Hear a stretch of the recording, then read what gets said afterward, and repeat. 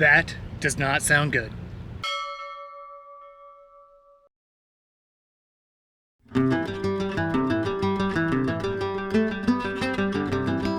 Anticipation has a rotten core.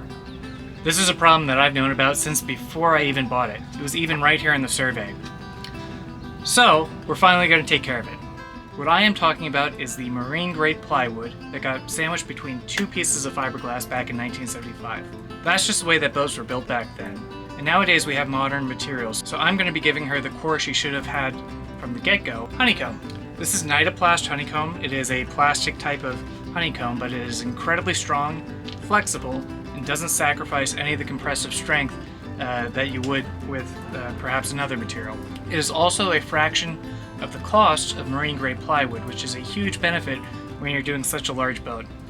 Now this is a project I've been preparing for years to do. I've been watching tons of tutorials on how other people have done it. I've been looking for tips and tricks and how-tos, and one thing that I've noticed that nobody ever really does in this kind of work is nobody really talks about rig tension. So before I even get started, I'm actually going to go around the boat and loosen my rig. What I'm hoping to achieve by doing that is I'm hoping that all the loads that are pulling upwards on the hull are going to be slackened. That way the deck isn't warped in any odd way, and it's actually at the most natural state that it wants to be at.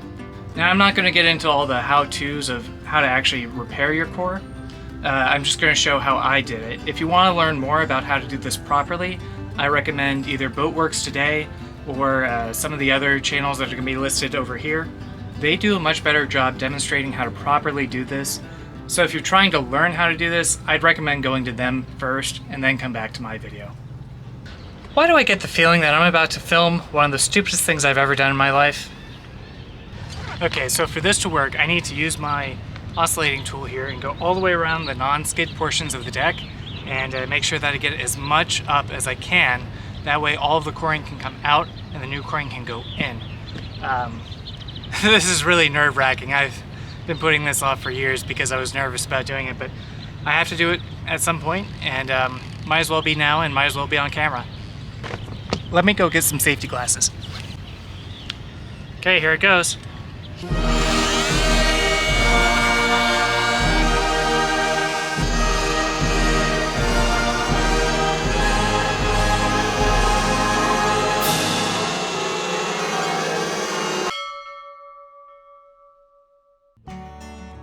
You might be wondering why I was so nervous about doing this project. Well, it's because if I mess this up, it could destroy the integrity of Anticipation, and the cost to fix it after a huge mess up will be a lot higher than having hired a pro at the get-go. But by using the oscillating tool, I discovered that I get a more controlled cut than I would if I used a grinder or a circular saw. And that allows me to cut only the top laminate, slowly and steadily, and not damage the rest of the boat.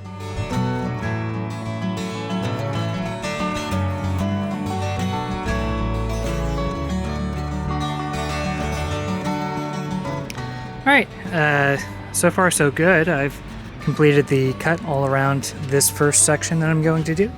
And now I've got to figure out how I'm going to pry it up and take a look at what is underneath. Top layer is not coming easily. That's because it's bonded well in some spots. But here in the middle, it's still not bonded, so just have to be patient and keep working on it. And eventually it should all kind of release in one big sheet of fiberglass. There it goes. I'm not too worried about damaging gel coat because I'm going to have to clear out all this anyway and go around it with new fiberglass. So all this damage that I'm doing really doesn't matter in the grand scheme of this project.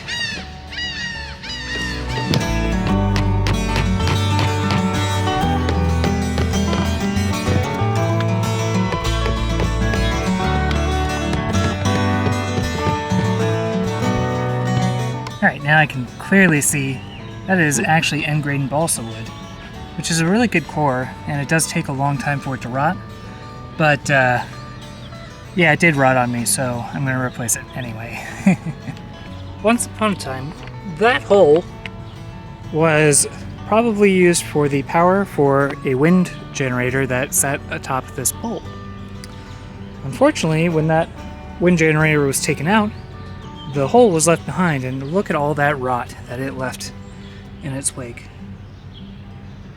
On the other side, it's just as bad. So, some of this is okay. Obviously now the deck here is going to be very weak because it's missing half the lamination. So we're not going to walk on top of it as best as we can. I'm going to basically clean all this out. And I don't think I have enough sunlight today to finish it, so I'm going to have to put a tarp over top of it and come back to it tomorrow to put the new coring in.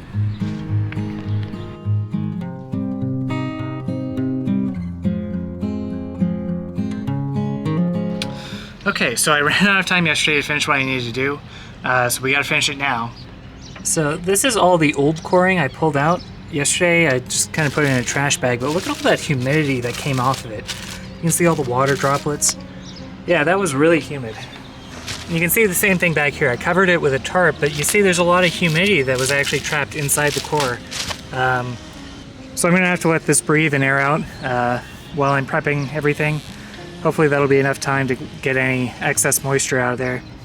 The relative humidity today is pretty low, so this is actually the ideal weather for this kind of project.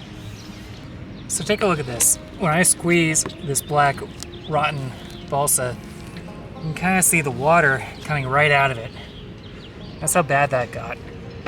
When you look at the other balsa in here, it's just soft as heck. It's like a giant sponge.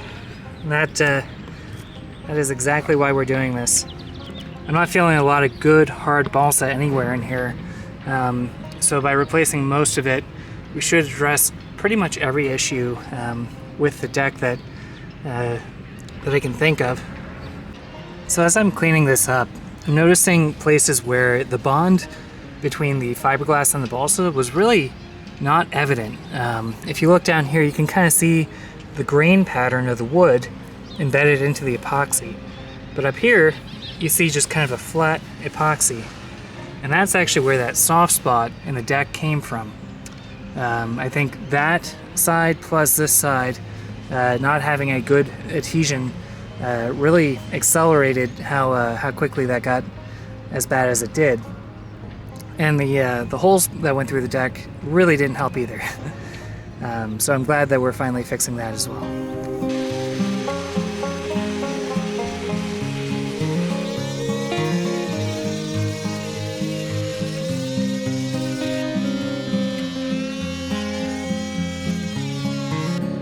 Alright, I am once again out of daylight without finishing what I need to. But I've finished removing all of the coring from this section. And there it is, in that bag. Now all I really can do is sweep up the mess, and I'll have to finish this all tomorrow.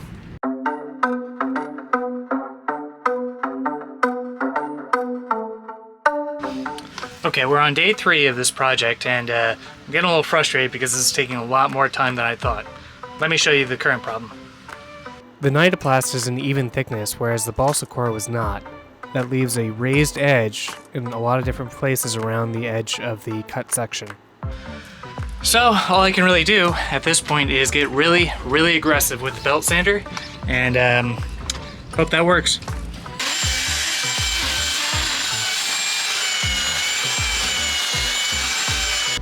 So that's probably as good as that's going to get. The good thing is, because I'm about to do this section and this section next, it doesn't have to be perfectly flush because this is about to come out and match it. What does have to be flush are these edges here and over here. And with the sandbag on it, that should get pretty darn close. The rest of that difference I'm going to have to make up by grinding all this down with an angle grinder and using some fairing compound. It's hard to really tell how well it actually fits because I don't have evenly distributed weight across it, but that's why I have 300 pounds of multi-purpose sand. So all I have to do now before I glue it is acetone everything, go up from below and plug the holes, and then we'll mix some glue. Okay, now everything is ready for epoxy. I'm going to be using the Total Boat epoxy system that I had been using before for the hardtop, and I'll be also using the 403 West System microfiber to give it a thickened epoxy feel. I need to do 2 coats of thickened epoxy, one on the bottom layer fiberglass that already exists, and then one on the top piece that I took off. I'm going to be using an unthickened epoxy on either side of the NidaPlast. That way it can penetrate the woven fiber system that's on either side of the honeycomb. Now, even with the longer cure time for the epoxy, I still have to work fast because I want all this kind of curing together as one combined epoxy sandwich, really. If I have it curing in different layers, it might not actually adhere as well as I wanted to. So I'm going to try to get this all done in one go, and we'll see how it goes.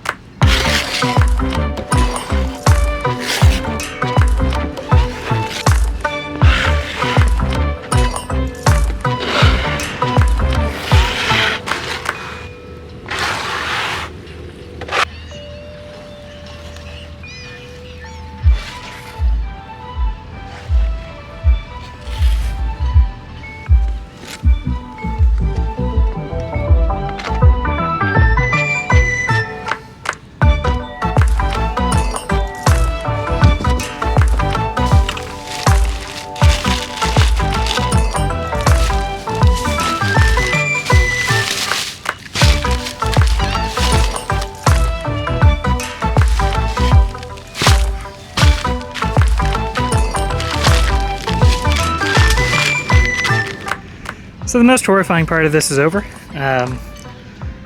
Now we're just going to let this cure and cross our fingers that it worked.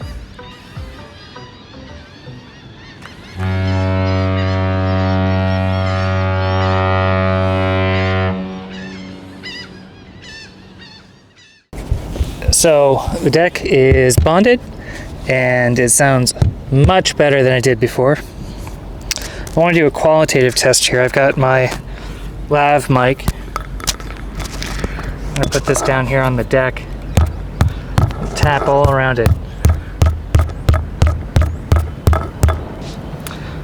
Now I want to take that same microphone, put it somewhere where there's currently a squishy deck. I've got a squishy part of deck right here, probably from one of these fill lines here. So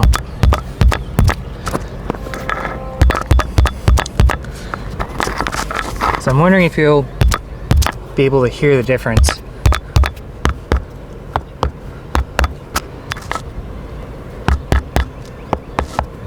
Here's a better comparison. So that sharp, short sound, that is what a deck should sound like. That more dead and bouncy sound, that is what a delaminated deck feels like. So let's go back to where I re-laminated the deck.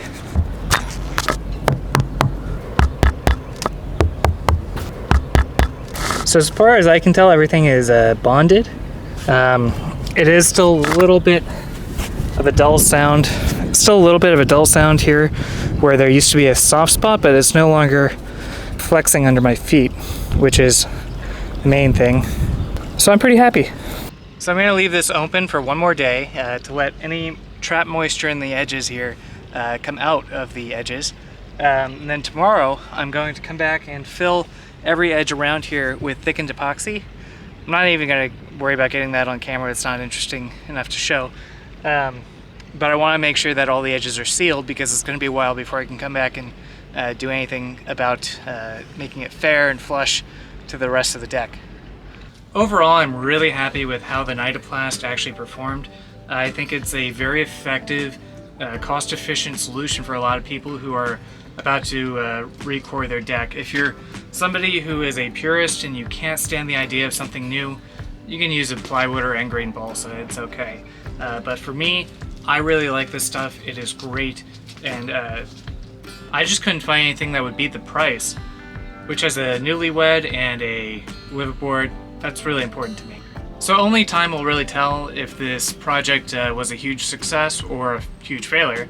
But after I'm finished recoring all the deck and getting it cleaned up, I'll share the final result with you It's going to be a while before I get the deck cleaned up and repainted. Even now, while I'm trying to edit the video, I'm nowhere near done with this project. But if you guys stick around, I'll have an update out for you in the next few months. But thank you for watching, and if you found this video informational and helpful, don't forget to hit the subscribe button. I hate asking that. That tastes bad in my mouth. But please do. We're really close to getting paid by YouTube, and it would really help me and Courtney a lot if we got paid for doing this.